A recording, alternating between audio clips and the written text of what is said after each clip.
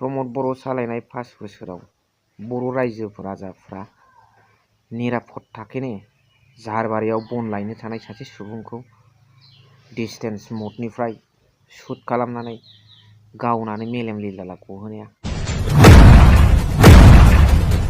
निरापत्ता शान्तिनो बेनो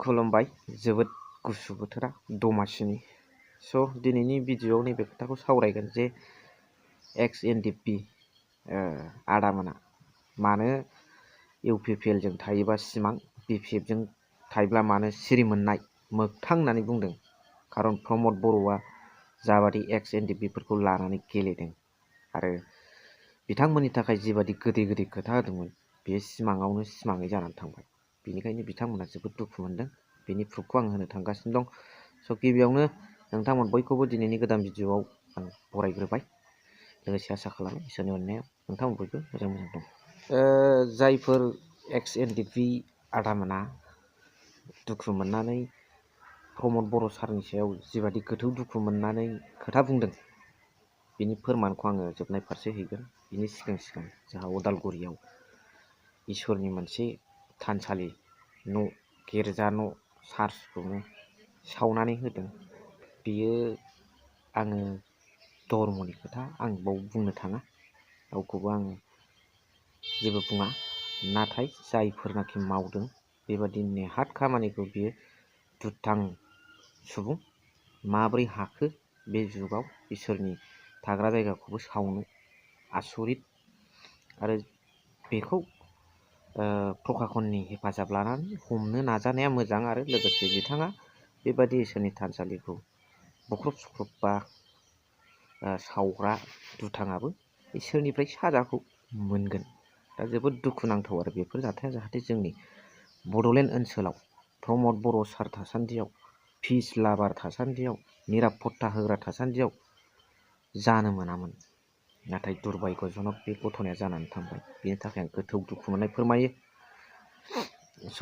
नैबे खोथाया जोंना एक्स एनडिपि आदामोना जिबादि इउपिपिएल जों थानानै जिबादि खामानि मावदोंमोन आरो बिथांमोननो इउपिपिएल दोलोनिफ्राय जाहा Gobinda Basumatary deputy chief sir फेरेंगा EM most powerful EM of BTR forest डिपार्टमेन्टनि बिथाङा दङ दा बिथांमोन एनडिपिनिफ्राय इउपिपिएल दोलोनिफ्राय इएम जिएम थासेयावबो बिथांमोनखौ नायस'नासै फारसेथिं प्रमद बर'आ एक्स एनडिपिफोरखौ लानानै बिराद गोदै खोथा बुंदोंमोन बिराद मोजां सिमां नुहोदोंमोन हप्स एन्ड एसपिरेशन आसा होदोंमोन नाथाय बिथांमोननि खुगानिफ्राय फ्राय ओंखारबाय नै एक्स एनडिपि आदामोननिफ्राय बेफोर मोनसेबो सिमांफ्रा मोगथाङाव जायासै सिमाङा सिमाङैनो थाबाय होननानै बुंदों प्रमद बर'आ फैला दिनै एक्स एनडिपि आदामोनखौ लानानै बियो राजनिति गेलेदों गबिन्द बसुमतारी डिपुटि चिफ सारा राजनिति गेलेदों एक्स एनडिपि आदामोनखौ लानानै फेरेंगा बसुमतारी रनजित बसुमतारी बिथां सारा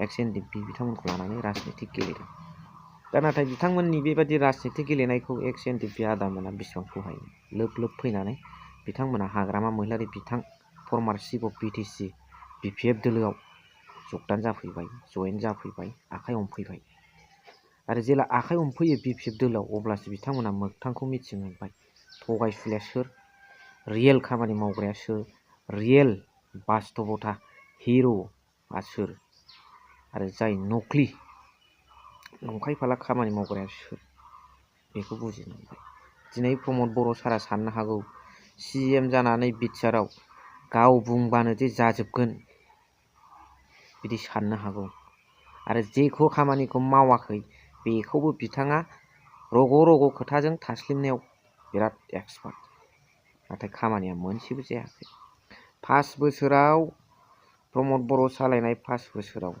बर' रायजो राजाफ्रा निरापद थाखोनि जाहारबारियाव बन लायनो थानाय सासे सुबुंखौ डिस्टेन्स मदनिफ्राय शुट खालामनानै गावनानै मेलेम लिलाला गहोनाया निरापत्ता शान्तिनो बेनो रायजो राजाफ्रा मा सानो कमेन्ट्सनि गेजेरजों फोरमायहर लोगोसे एक्स एनडिपि आदामोना गोथौ दुखु मोननानै प्रमद बर'नि सायाव माबादि अरखि जोंब्लावदों बेखौ जोबजासिम नायदो, बेनि उनाव कमेन्ट हरबानो जाबाय। आं इउपिपिएलजों दंमोन।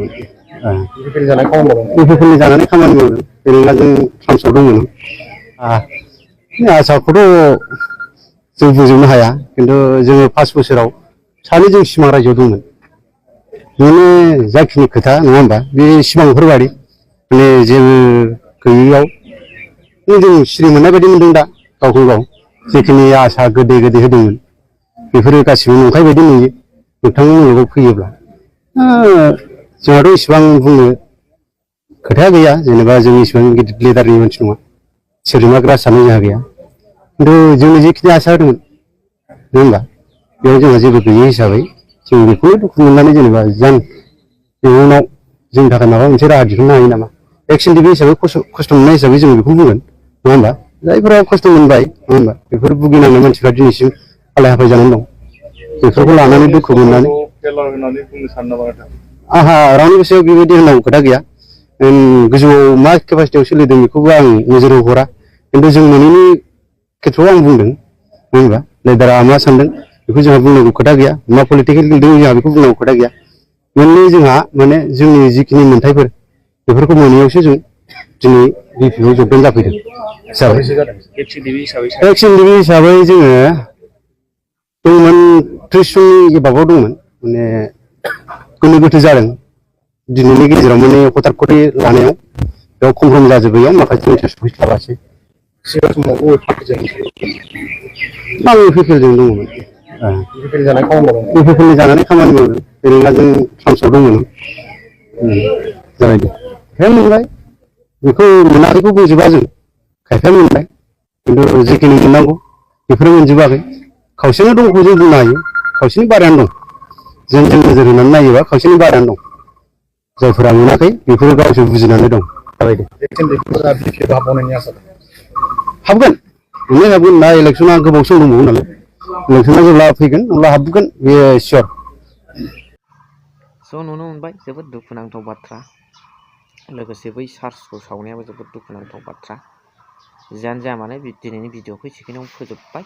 नोंथांमोना कमेन्टनि गेजेरजों लिरनानै हरबानो जाबाय। स' थेंक इउ भेरि माच फर वाचिं।